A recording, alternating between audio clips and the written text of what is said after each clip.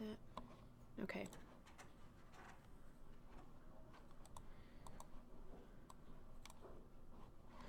All right. So the one thing I wanted to clarify was the interaction of walls and doors and windows. Okay.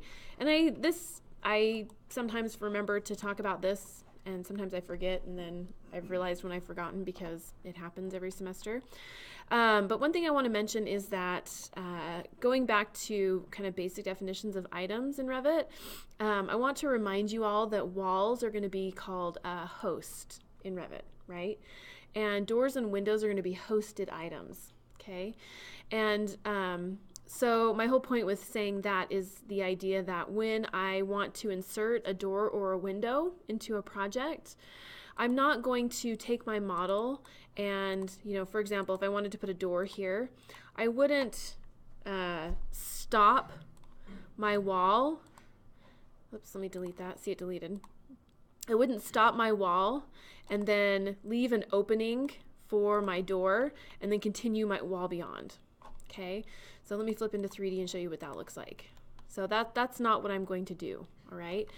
The reason that we call walls hosts and our components / families like doors and windows hosted elements because our windows and our doors, they will host into a wall, and in doing so, they create their own opening in that object, okay? So a host item will allow another object to be hosted into it, and it will allow that object to cut a hole and be hosted in there, all right? So when you're creating your walls, don't create little portions of walls and leave openings in them. What you want to do is create nice, long, continuous segments of walls, right? And in that wall, there's no opening, of course. And then when you go to add your doors and windows, you can add them freely, and they will create their own opening when you add them, okay? So that's just one clarification. Not a big deal, but I do see the logic as to why it does happen every semester, right? And I think I do actually really see the logic, especially if you've used AutoCAD, because in AutoCAD, you leave an opening in the wall for your door and window blocks, right? You'll stop the wall, you'll trim it out, you'll insert a block. But this is how Revit works. So we're going to create nice, long, continuous chains of walls, and we're going to host our doors and windows into those, okay? All right. Any questions? Walls, doors, windows? Fairly straightforward, hopefully, right? Okay. I'm going to flip that. We'll leave that there. Sorry, guys. I'm sniffling. I'm not sick. I'm just getting to the point where I can't breathe anymore. It's amazing. Okay, here we go. So let's talk about some basic annotation. And like I said, I want to talk about annotation so that we can kind of better work in our drawings. And I also want to talk about printing. We might not get to printing today, but if we don't, we'll get to it next week. But I want to define what annotation is in a set of construction drawings, right? And how we use it in Revit. And the idea is really easy. Annotation is going to be descriptive text that describes objects in Revit. And when I say descriptive text, that could also mean like a symbol with a piece of text in it, okay? So things like dimensions and liters and text and grids like this, or door tags or window tags, or any type of schedule that we have in our project that adds sort of text-like description to symbols, right? Symbols meaning doors and windows and walls, right? Anything like that that describes those objects is going to be considered annotation, all right? It's just a really broad and general term, all right? Under Module 7, Chapter 7, our book, we have basic annotation. So we're going to talk about text, creating new text styles, leaders, how to create dimensions, how to create new dimension styles, and then how to tag basic items, right? Tagging is the best thing. Well, I can't say that. I'm going to start saying it way too many times. Annotation is really kind of the kicker for me in Revit, right? I used AutoCAD for a really, really, really long time, and I loved AutoCAD. I still love AutoCAD. I love the drafting workflow of AutoCAD, but what kills me with AutoCAD is the annotation, because there's not a whole lot of automation in that workflow in AutoCAD. And so while I can draft really quickly in AutoCAD, to coordinate my keynotes and my tags and my dimensions, it takes so much time and it's so monotonous and terrible that Revit sort of wins out in that category for me, right? I like working in Revit because I love the annotation workflow. Although I do think even still, and I'm pretty quick in Revit, I think that the AutoCAD workflow is still slightly quicker as far as drafting. All right, so let's talk about adding annotation. How do we add description to our drawings, okay? The first thing I'm going to show you how to do is create text. And I'm going to say this before we start today. This stuff is pretty, it's pretty intuitive, right? All of you have used, I'm assuming, right, have used Word or PowerPoint or some type of word processing type software, text documents. And text really in Revit follows those same systems, okay? All of your annotation is going to be underneath the Annotate tab here. All right, so you'll see we have our Annotate tab, and then we have all of our annotation tool palettes. So we have dimensions, we have detail type items, which are, it's annotation. We're not going to talk about it today. It's a different type of annotation. We have our tagging here. We have our keynotes here. We're not going to quite get to keynotes. And we have our text here. There's a spell check in Revit.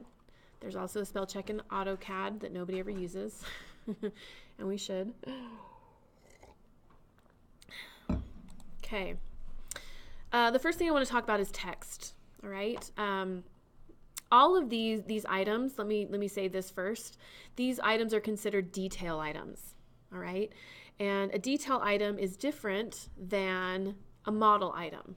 Okay. So far, we've really generated a lot of model geometry in our project. So walls, doors, and windows, okay? And all of that model geometry, it shows up in any view that you create over here in your project browser. So if it's a model geometry piece, it shows up in any view over here, right? So if I create my walls, I can look at them in the main level floor plan. I can look at them in the top of wall floor plan, right? They're a little grayed out, but they're still there. I can go to the basement. We can't see them, but they're all the geometry is above, okay? But my point is model geometry is geometry you can see in any view that you're currently in, okay? And that's different than detail type items. I'm not even going to use the word geometry. I'm going to use the term detail items, okay? Detail items are, when they're created, they're only specific to the view that you're in, okay? And that's really, it sounds maybe like, oh, I don't know, I wish that if I created dimensions, they were in every view that I was in. But sometimes you don't need dimensions in a view, right? So the idea behind model geometry is that it's viewed throughout Revit. And the idea behind detailed geometry is that you can add specific geometry into different views, and it's only available in that view, okay? So what that means is if I create a dimension, for example, I'm in the main level right here. If I create a dimension here, okay, and then I go to my top of wall, that same dimension is not able to be viewed, all right? And that makes sense because on the main level, you know, my geometry on the main level, let's say the exterior shell, is always going to be the same, right? But if I create interior walls that are specific to the main level, I'm going to want to be able to dimension those walls and then go to my, if I have a second level, right, and maybe dimension the different second level walls. And I don't want both sets of dimensions to appear in the same view, okay? So the idea of detail items, I won't use geometry, detail items are that we only view them in one view. So dimensions, text, keynotes, tags, all of those are detail type items, okay? So let's talk about text. Text is a really simple concept in Revit. You can add text to any view, okay? And the best thing about text is that when we create it, we think about what size we want it to print at, right? That sounds like a very simple thing to say, but in AutoCAD, those of you, again, that have used AutoCAD, know it's not that simple, right? And I won't get into that, but when we create text in Revit, we create it the size we want it to print. So if you want 1/2-inch text, use 1/2-inch text. If you want to use 3/4 text, use 3/4. If you want 1/8 inch, you're going to use 1/8 inch, okay? The reason that we can use text that is the height we want it to print is because Revit automatically scales your views for you. So I'm going to I've probably introduced this a little bit before, but I'm going to remind you about it. Down here in the bottom left-hand corner, we have a scale, right? A scale notation. And if I click on that, I'm able to change the scale of the view I'm in. So this is at an 1/8 inch right now.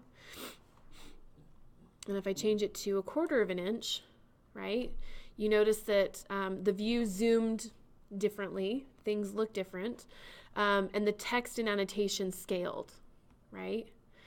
So that capability in Revit is what allows me, see, I changed it again and it changed. That capability is what allows me to just be able to create text that is the size I want it to print and not worry about what size it actually is in my drawing, okay? So text can be added to any view in Revit. I can add it to floor plan views, section views, elevation views. I can add it to sheets, which we'll talk about soon, that are going to be printed. But really, these detail type items, dimensions, text, tagging, can be added in any view. So I just want to say that. That's not something you can say about most model geometry, right? Like doors and windows.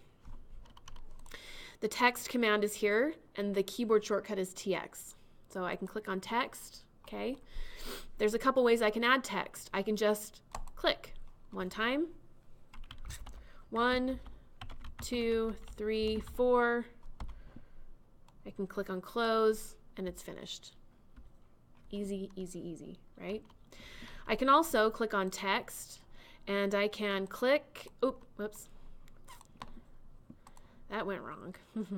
Click and hold my mouse button and drag a text box. Like if I wanted my text to fill up that open space right there, right? 1, enter, 2, enter, 3, enter, 4. You know, I could start just kind of 4, 5, 6, 7, 8, 9, right? And it wraps. When I'm done, I can hit close. A shortcut, though, would be just to click in space. Click, and it's finished. Escape, escape, okay? You're going to notice that when I click on the text option, I have the option just to create plain old text or text with a leader, okay? 1 segment, an arc, a curved, 2 segments. I also get to choose where I want my leader to lay within the text body. So do I want the leaders to be on the top line, on the middle, at the bottom? Okay, you'll notice I have alignments. I have my left alignment, my center, and my right. I have vertical alignment. Align it to the top, align it to the middle, align it to the bottom. Okay, all things that you would really see in a word processor, right? I think you all know what all these things mean, essentially, other than maybe the leader functionality. Okay. If I want to create just plain old text like this, I showed you how to do it. If I want to create text with a leader, like I want to point to something, I'm going to choose one of these options here. Now, before I do that, let's look at what these look like, right? So this is what a leader looks like in a set of drawings. Okay, those of you that have seen a set of real architectural drawings know that leaders point to things and describe what they are, right? So if there's a symbol in your drawings, a leader will point to it and give description, right? Walls, see wall types, or desk, see furniture plans, or whatever, see whatever sheet, okay? But these leaders add description, okay? Text also gives description, but it gives more general description. It doesn't point to specific things. So you'll use text more than likely to do schedules, like call out finishes, or to add general notes to a page, or put code reviews on the front cover of a set of drawings, right? And leaders, you'll point to things and describe exactly what those are. Okay. So to create a leader, we're going to initiate the text command. We're going to pick whatever leader type we like. Let's choose the 2-segment leader. Click. I'm going to zoom into the object I want to point at. I'm going to click on it. I'm going to move my leader out, click a second time, click a third time, and then type the text, wall. When I'm done typing, I hit close, and there's my leader. Okay.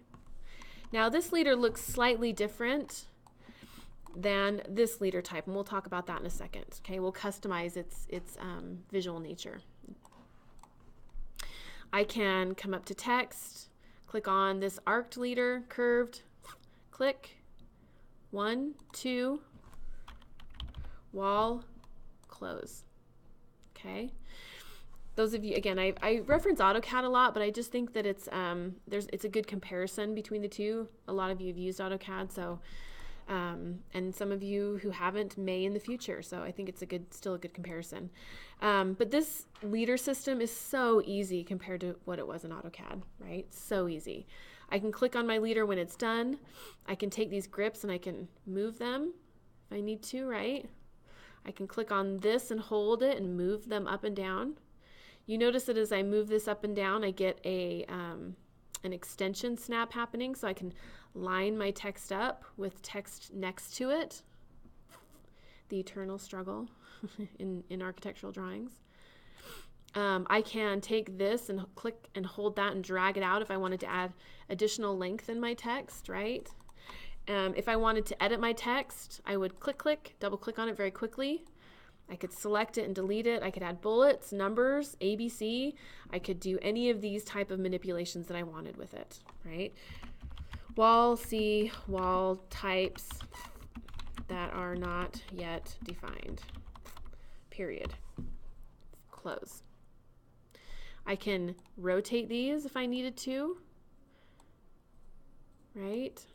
Move it up and down, move it out where it needs to go. And again, the really nice thing about these leaders is that if I wanted to create another leader next to or below this one, I'll do a 2-segment. See how that lines up? Click, click, and let's say this is the wall finish, close. Okay. You may think, who cares about that? Who cares if they line up? But I give this sort of spiel every semester. Your drawings say a lot about you, right? You as a designer, you as a professional, and if things don't line up, if things are all askew all over the place, if text isn't consistent, if it's not consistently placed, if the same kind of verbiage in each of your leaders or text boxes isn't very consistent, it tends to look sloppy. And you want your drawings to look neat. You want them to be precise. You don't want to have any miscommunication in them. And you want things to line up so that everything looks professional. Okay? So my point with that is Revit makes it very easy. It's a little bit more difficult in AutoCAD to get these things to, I mean, it's definitely possible. It's gotten better. But it's a little bit less user-friendly than this, essentially. All right, so I'm just going to click on this and I'm going to show you what these different leader attachments happen to do. If I click on this one, watch down here what happens. It goes to the middle, goes to the bottom, right? If I want to add a leader to this after I've created it, you know, if I've created text and then I think, hey, it'd be great to have a leader and point to something, I can click on that text or the already leadered object here, and I can click on add one to the left, add one to the right. Okay, so I can take this, click and drag. I can take this and point it at whatever I need to point it at. Now that's a little weird, right? So I'm going to click on that. Let's take our leader and let's put it at the middle. And we can point at things. I can click on this. I can change the alignment.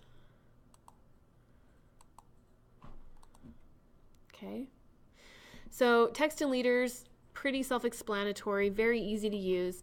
And again, they're detail type items where when I create the text in this view meaning in the main level floor plan, if I go to my top of wall, that same text doesn't appear because these objects are view specific. They're detail items. Okay.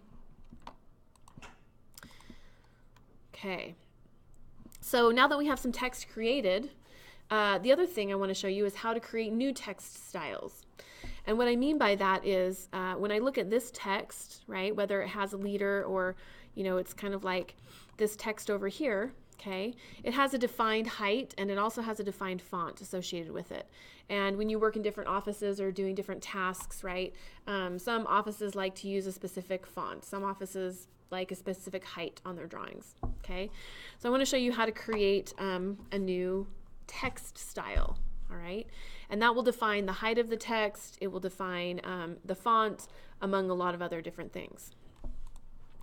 Text, and I'm going to say dimensions, which we'll talk about today, and leaders are all very similar to walls and doors and windows when we're creating new styles of them, okay? The process is identical. We're going to select a text that is most closely defined as the new type of text we want to generate. We're going to duplicate it, rename it, and redefine it, and then use it, right? The process is exactly the same.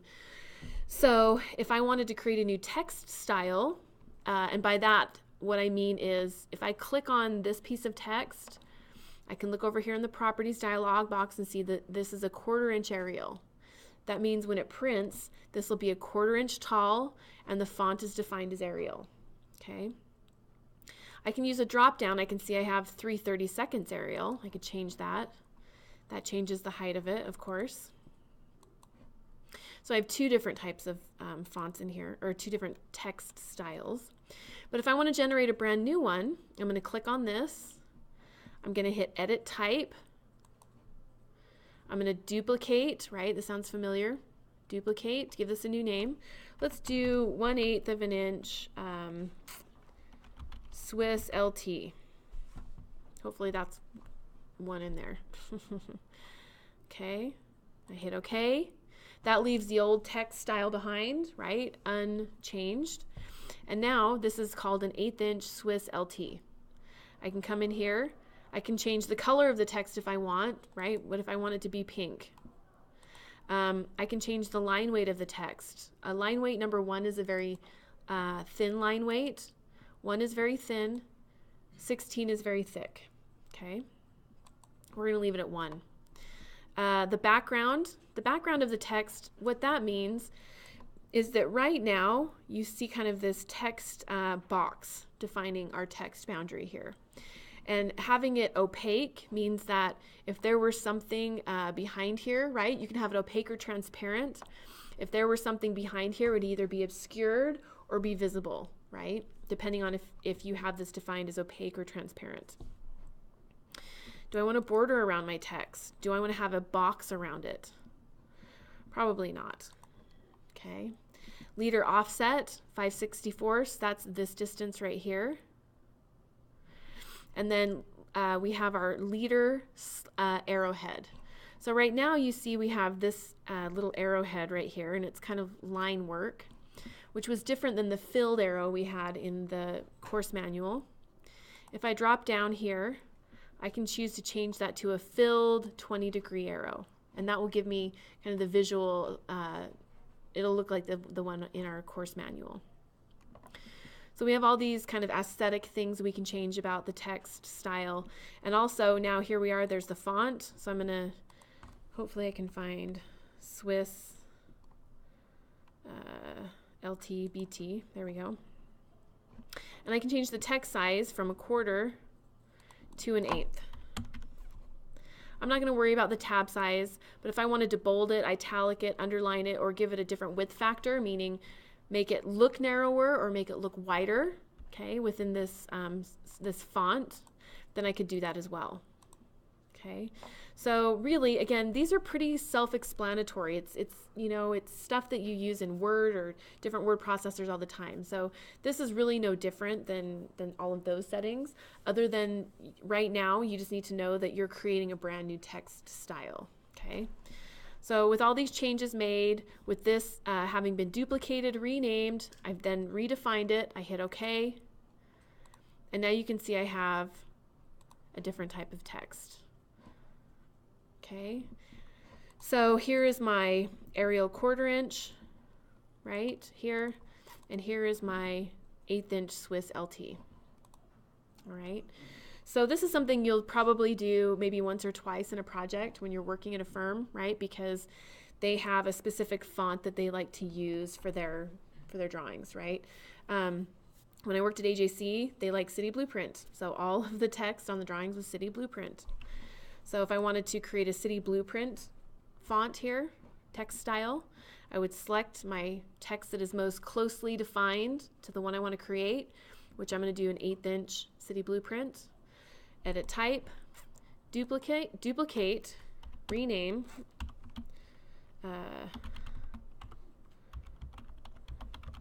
duplicate, okay, redefine, hit OK, and there it is. So I just created another text style.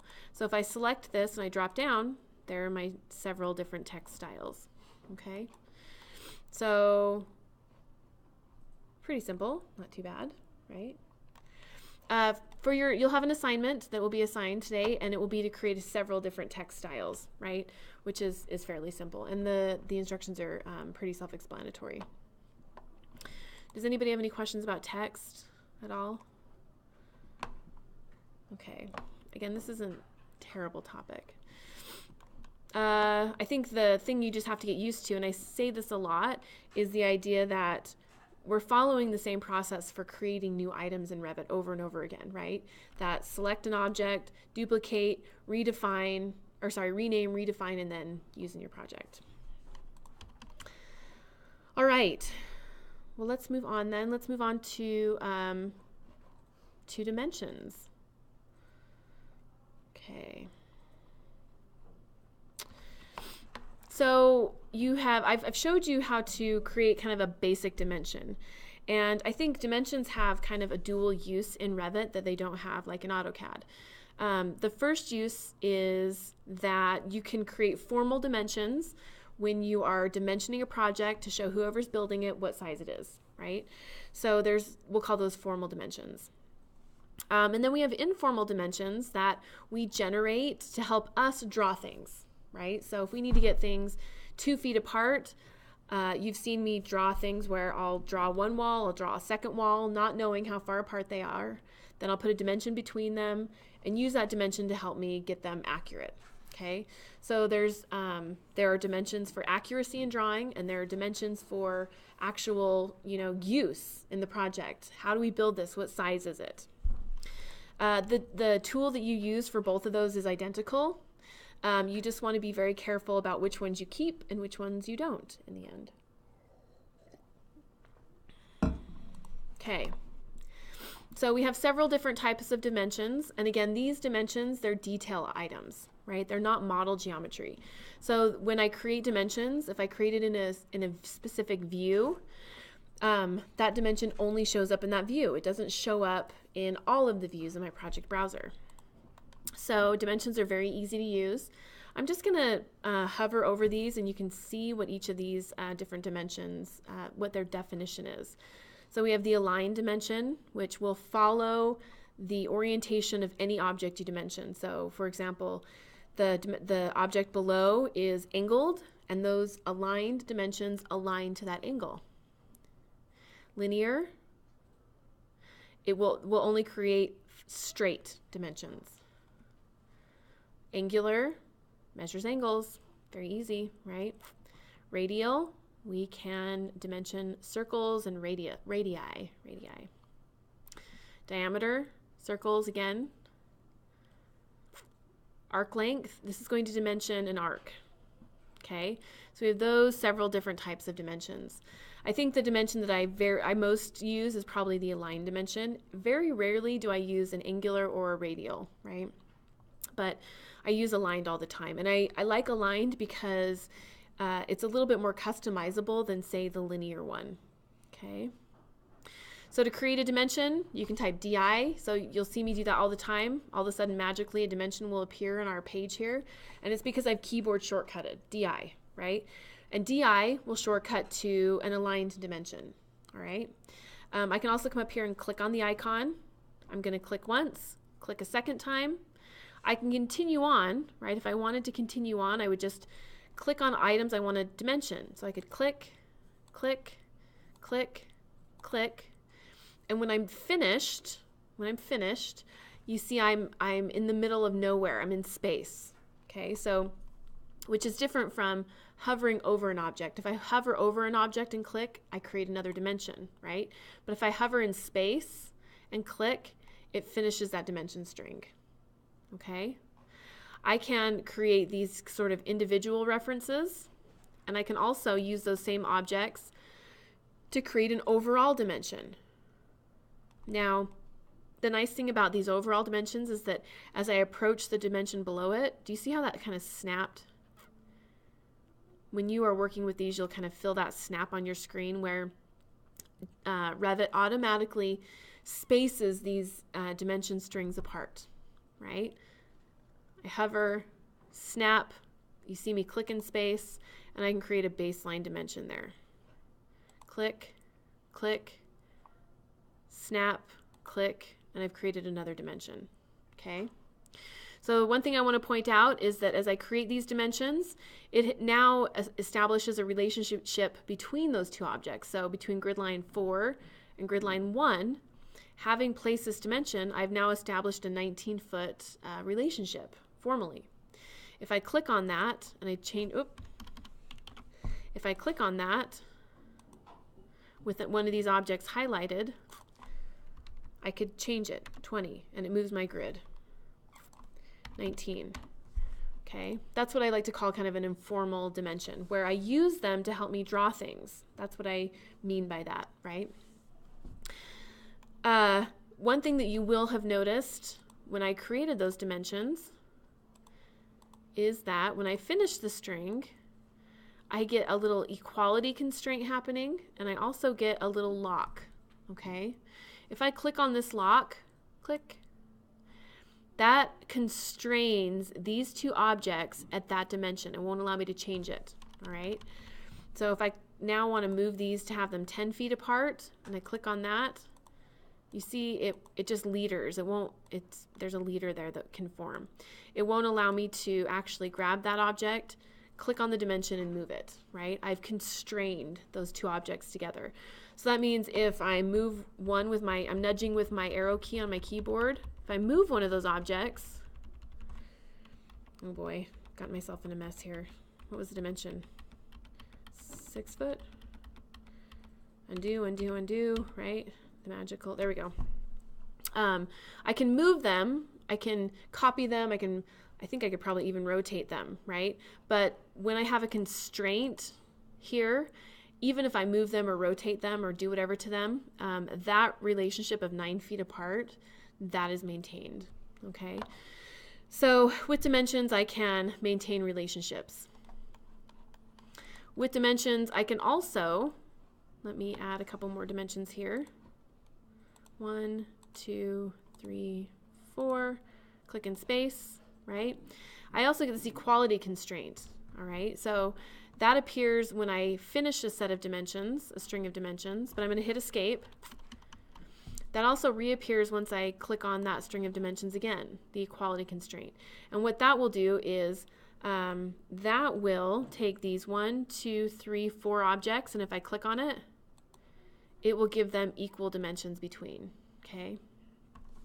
So if you're trying to place pieces of furniture, or if you're trying to get your grid lines to be equal, right? You're going to use your dimensions to help you do that, okay? All right. One other thing I want you to notice, well, there's two things. Dimensions are a lot like leaders in that if I click on it and I hold my mouse, After it's created, I can move it up and down. And you'll notice that as I approach this baseline over here, do you see I get an alignment snap, right? So I can line them up very easily, which seems like a small thing, but super important. I can also move the text back and forth. You notice a leader forms if I do that, but I can come up here. There's a setting up here that will allow me to undo that leader. Okay, so if there's, something in the way here, whatever, and you need to move the text just a tiny bit, you're allowed to do that. I could bring that leader back if I wanted, right? So I can line dimensions up. I can move the text about. If I have misdimensioned something, meaning I accidentally clicked on this line, or let's go to the end here. I accidentally clicked on this line, but I actually wanted to click on that line. You see we have these little grips here, right? And if I click and hold on this grip and I drag it over, I'm holding it, and I hover over this next item and let go, I can reassociate that dimension. I could do the same thing here, I just don't have anything to kind of associate it with, right? But I can grab those and I can redimension them. Okay. Some advice on Revit dimensions. I like to break my strings of dimensions up because you'll notice that if I click on that, right, if I needed to delete this 10'6" dimension, you notice that because I created these all at the same time, if I select one, it selects all of the ones associated with it. So if I hit delete right now, it gets rid of all of them. Okay, I'm going to hit undo. So if you have, a gigantic building or something you're dimensioning, you think, I'm just going to create my dimensions all the way down, right? That's great, except that when you, good morning, Mike. 10 o'clock. You had a rough weekend, huh, in Portland? Mm-hmm. I think you can get away with that one time, right? Okay, so when I create those dimensions, I like to break them up so that if I have to delete something in between, right, then I don't have to delete everything that I've done. So I click on my dimension here, click, click, click. I just keep going. I'll do a couple at a time, click, oops, click. 1, 2, there we go. Oh, I didn't quite get those aligned, so I'm going to click, move it up, click. All right, so what that does is it kind of separates them out so that if I have to delete or alter them, then I don't have to get rid of everything I've done. Okay. The other types of dimensions are, the usage is very similar, right? We click on one piece of geometry, we click on a second piece, and then we finish the dimension. I'm going to go back to annotate, right? Linear functions the same way, angular functions the same way, except we're going to measure an angle. Click, click, click. Okay. The functionality of having a leader here is the same on all of them. I can undo that functionality if I don't want to have a leader. Right? I'm going to hit escape. We'll go back to radial. If we had any circles, it would just, in fact, let me draw a circle here real quick. There we go. I click on radial, right? There's my dimension. Just really, really easy to use, which is very refreshing for those AutoCAD users, right? That have been suffering with dimensions for all of these years. Okay, so pretty easy to use, all right? So we know how to use dimensions. Let me define a couple of different features of the dimensions just so you know the names, and then I'll talk about how to create a new dimension style. We have our actual dimension, and that's the piece of text, of course. Okay, we have an extension line, which is this line that extends from the geometry that you are trying to dimension. We have a baseline here, which is this horizontal line that our text sits on. And then we have an architectural tick here, and that finalizes or ends or starts, really, a new dimension set. Okay. So if you think about it, this architectural tick starts your dimension. There's our dimension with our baseline, our extension lines, and this tick finishes it, okay?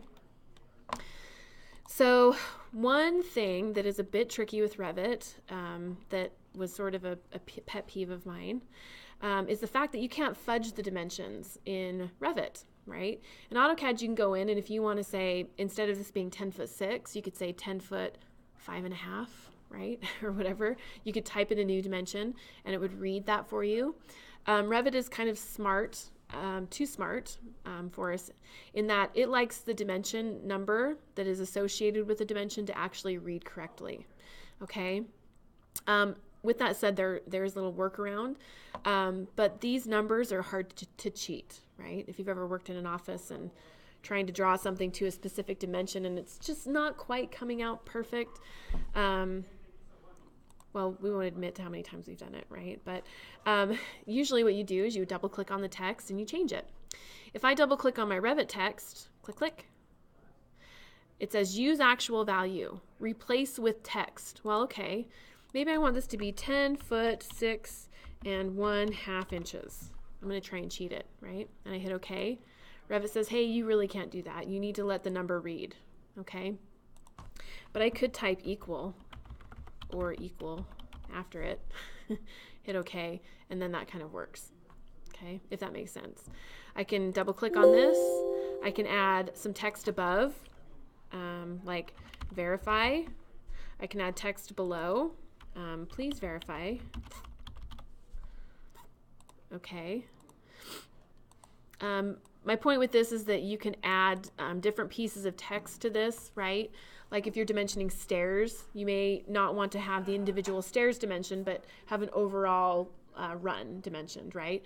The run of the stairs is 120 inches, and that's, 10 equal 10-inch stairs or whatever, right? 12 equal 10-inch stairs. Okay. So when we want to create a new dimension style, we're going to do exactly what we did with the text and with the leaders and with windows and with doors. We're going to select a dimension that is most similar to the one we want to create. We're going to hit Edit Type. We're going to duplicate. We'll rename this. So let's make this 1/4 inch city blueprint. And really the things that you'll likely be changing on a Revit dimension will be how big the text is and the font. Those are really the only two things, okay? So I've just duplicated it, renamed it, and I'm going to redefine it. There are a lot of settings in here, but they're all very self-explanatory, so I'm not going to go through all of them. But I generally think that these dimension styles, Revit out of the box, line weights, work really well. So a lot of these tick marks and line weights and, controlling the thicknesses of all of those things, I don't think is really necessary. The only thing that usually I'll change will be the text and the height of the font and the height. And you can find that, let's see here. Where is our text height? Did I miss it? Text. We have our width factor, italic, bold, text size right there. This is 1/4 inch. And it's going to change to, instead of Arial, let's change it to City Blueprint. Okay. It's kind of big. I don't like that. Let's make another dimension style. Hey Rita, would you mind just kind of pulling the door closed a little bit? Thank you. I'm going to hit Edit Type, duplicate. Thank you. Jameson's getting excited about something over there. Let's make this 1/8 inch. Okay. And instead of 1/4 inch, we'll make it 1/8 inch. It's City Blueprint, right? There's the font, there's the text size. I hit OK. And there we go. All right. Any questions about creating a new dimension style? Again, it's the same process. Doors, windows, text, right? Walls, anything like that. We're going to follow the same process to create these new objects. All right. Again, I want to reiterate with the idea that these objects that we've talked about today, the dimensions, the text, the leaders, they're all detail items. So if I generate them in a view, they will only be visible in that view I create, okay? So creating a lot of dimensions, creating a lot of text, right, in the main level floor plan doesn't mean that those same things are viewable in top of wall, right? And in fact, they're not, okay? It seems very simple, but it's probably the most forgotten thing. You think, oh, wait a minute, I just created all my dimensions, and where is everything? Well, those objects are only viewable in the level that you create them in, okay? All right, so you will have an assignment, and I believe it is posted. You're going to be creating some different text styles, some dimension styles in your drawing file, and you're going to be using them, okay? One other thing that I do want to go over before we stop for today is I do want to, let's see, we've gone through. I want to talk about tagging, and I think we have time just to breeze a little bit over, let's see, hold on one second, modules here. And I do think we have time to talk a little bit about copying some views. So those are the two final things we'll go over today. One other type of annotation in Revit that is, I'll say it's magical because it really is when you start creating it after you've used AutoCAD again. Annotation, I think, is just so much superior in Revit. But I want to show you how to tag items, okay? And tagging items, again, is just another way of describing or giving description to symbols in Revit, right? So, for example, like a window here, right? And instead of construction drawings, there would be a little tag next to it that would say ABCD, right? And that would indicate kind of maybe the width of the window, the sill height in a schedule somewhere else in the drawings. Doors are also tagged 1, 2, 3, 4, right?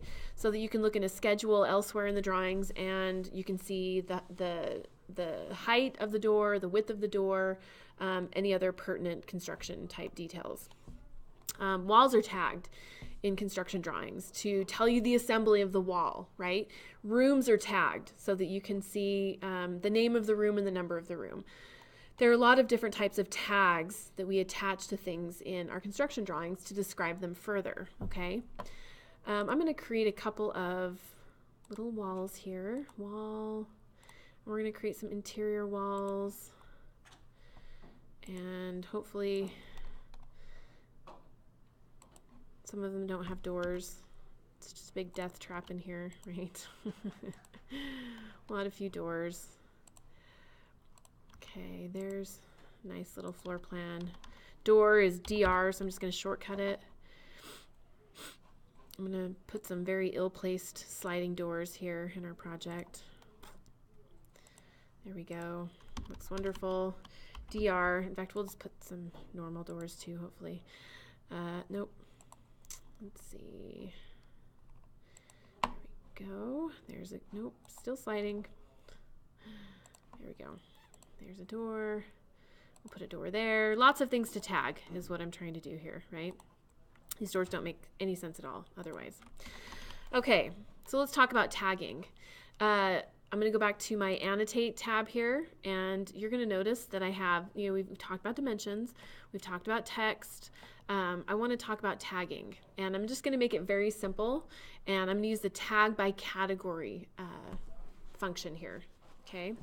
What tag by category does is, and the shortcut for the keyboard is TG, it allows Revit to kind of sense whatever the object you're trying to tag is, and it picks the appropriate tag for that object, right? So this is kind of a universal tagging tool, which is wonderful. I'm going to click on it, okay? You'll notice that we have a leader option, which if you don't want, you're going to uncheck. So I'm just going to uncheck that first. And to tag an object, I hover over it, I click. Oh my gosh, look, we have a door tag that appeared. I'm going to hover over my window, click. Oh my gosh, a window tag appeared. It's great. Another door, click. I've tagged it, okay? If I hover over my wall, There's a wall tag, but that one actually probably does need a leader. Click, there's my wall tag. Click, there's another wall tag. Okay, so what this does is it allows me to just go around and tag a lot of different type of items very quickly. Okay, if I happen to grab a tag and put a leader on it, I can always click on it and uncheck the leader, and the leader goes away. Now, you're probably wondering, well, where did that number come from? Okay, or where did this door number 5 come from, essentially, right? You notice I clicked on it and I can grab this little move, and I can move this kind of around the general area. Usually if I get, well, that actually worked pretty well. Usually if I get too far from the object, number one, that just doesn't make sense in a set of drawings, right? But number two, this can disassociate from the object, so we don't want to be doing that too much. But this tag, the number, let me just show you where that comes from. If I click on my object here and I hit edit type, that number is actually what's called the type mark, and it's built into the family. Okay, so right now, and let me just differentiate here. Generally speaking, in Revit, doors will have individual numbers, right? So if I'm tagging all the doors in my project, it will numerically sequence them. 1, 2, 3, 4, 5, 6, 7, 8, 9, 10. And windows, generally, if they're identical, it will mark them by type. That's just kind of the way it is, okay? So if I have 400 windows in a project and they're identical, we'll only have one window type, which would be A, B, whatever, right? A. So the type mark is built into the family. Not to say I can't change it. So I can click on this tag, click again, make it A, hit enter, hit yes, and now that window is type A. Okay, and now if I tag TG or tag by category, you see that Revit recognizes I changed that. Click, it's A. Click, it's A. Click, it's A. Click, it's A. Okay, and if I change that, click again to B, enter again, Revit recognizes that I've changed it to B, and it coordinates all of the text, right? That's what I mean when I say Revit coordinates everything. In AutoCAD, if I change that, and I might have to chase it around and make sure every instance of that got changed, right? All right, doors are a little different, right? I can come in here and I can type 1. And it doesn't change everyone because it realizes that these have to be unique. So 1, 2, enter, 3, enter, and I can retag all of those, okay? Wall types, we can do W1, enter. And now this wall that is defined as generic 5 will always be wall type 1. So now I can go to tag. I'm just going to type TG W1, W1, W1. Okay. This wall tag here, it's blank, but we'll call it W2. Enter. Now, if I have tagged anywhere else, TG, if I tag that wall again, Revit remembers that it's wall type 2. Okay. Anybody who's worked on a giant project, this is, you all know, this is so valuable. Because this kind of stuff takes so much time, right? Not to say that you still have to keep track of it in Revit, but it's very automated, which just makes it really, really wonderful. All right, so that's kind of a basic introduction to tagging. So the type of annotation we've talked about today, we have text, we have leaders, we have dimensions, and we have tags, right? All giving description to our project, okay? The one final thing I do want to talk about today is I want to talk about how to duplicate some of your views, and then the next time we meet, we'll talk about that one more time, and I'll also talk about how to place views on sheets with the title block and then how to print them, which is really, again, really an easy process in Revit, okay? So we have the capability, once we've created floor plans or elevations or detail views or any type of section or any view over here, we have the option, once we've generated it, to make a copy of it. And it's a pretty important topic because, your floor plan, which is kind of the template for most things that occur in your project, has a lot of different uses in a set of construction drawings, right? The floor plan can be used for a dimension plan. It can be used for a finished floor plan. It can be used for a ceiling plan. It can be used for an equipment plan, right? So it can have a lot of different functionalities, right? But over here, I only have one floor plan available, right? So it would make it very difficult as it stands right now to say, well, here's the dimension plan. Well, how do I create a finished floor plan that shows all the floor finishes, right? What we're going to do is we're going to take that floor plan that we generate and we're going to copy it, okay? Once we copy it, we can use things like text, dimensions, detail type items that are specific to a view, add them to that, and they will be, the two floor plans will be separate, okay? So if I right click on this main level, I can choose duplicate view. I have 3 options. The first option is just straight duplicate it. And what that does is it just duplicates the model geometry. So that means you won't see any of the dimensions, you won't see any of the text that I created. It just makes a copy. Okay, grids are a little bit different. They're a 3D object. So I see all of my model geometry. Let me do a window tile, right? There's the original plan. Here's the plan that I copied, okay? So the architectural shell is identical. All the model geometry is there, right? I could then here on this floor plan add all the floor finishes and do all the things for a floor finish plan, and it would be separate from the work done on this plan, right? So there are going to be cases where you need to use the same model geometry but have, different plans. I'm going to hit undo for that. Okay, so that went away.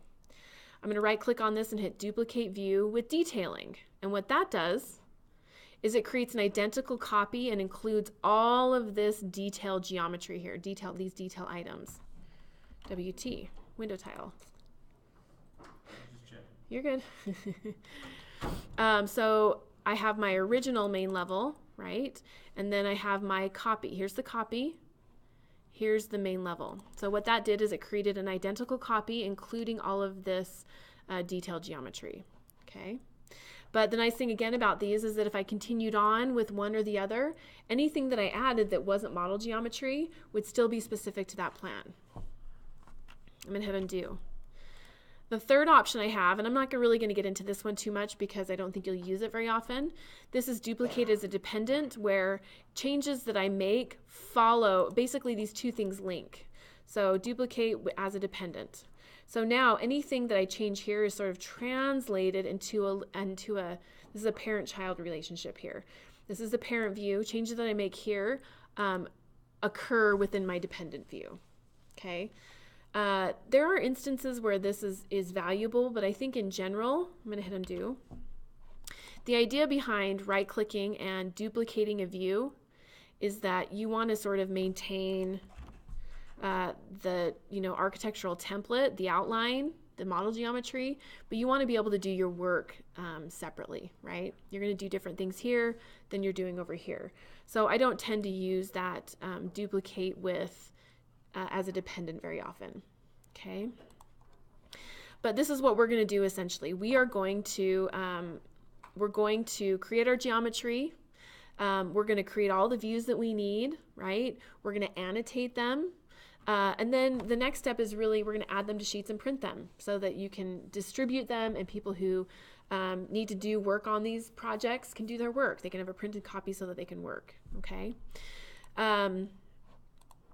And I think I will stop there for today.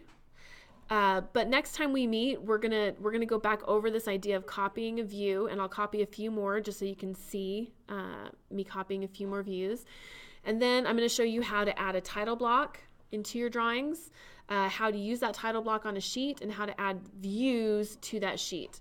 We're also gonna talk about how to manipulate those views and make them look correct. So we'll talk about scales on sheets, we'll talk about visual graphics, we'll talk about cropping regions and turning geometry on and off, okay?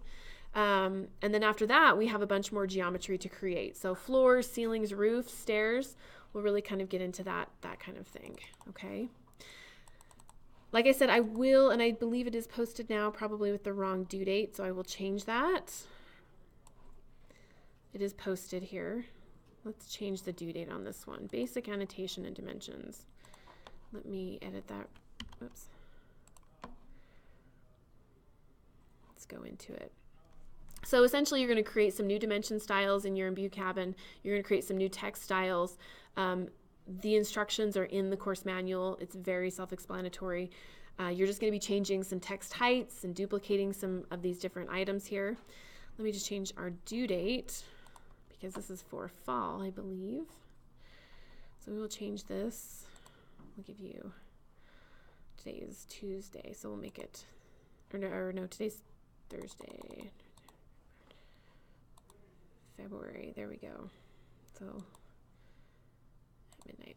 Okay. February 26th. Oh my gosh. After that, it will be March. Okay. Any questions for me? It's kind of a lot. All right, I'm going to stop our recording.